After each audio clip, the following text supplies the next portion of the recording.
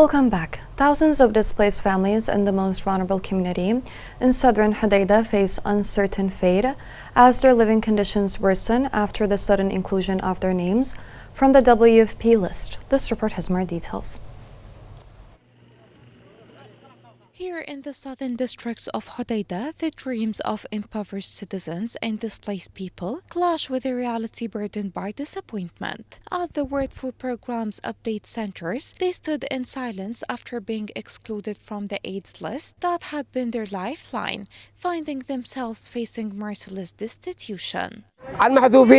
Those removed are the most vulnerable and deserving: the disabled, the homeless, displaced families, and orphans. There are many, even though community committees registered them according to the criteria set by the World Food Programme. The criteria were established and implemented by the community committee, but after the criteria were met, 70% of those registered were removed.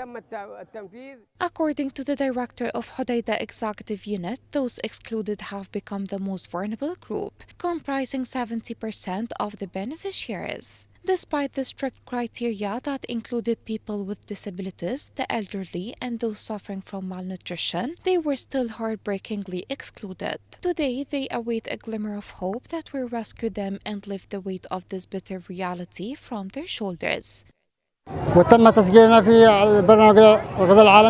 We were registered with the World Food Programme, but they didn't give me a card, even though I was one of the first to be included. We've been displaced for 3 years, and we're demanding that all international organizations investigate this and re-register us. We haven't been included, but some people who weren't in need were. We're still living under the tents, still in the slums.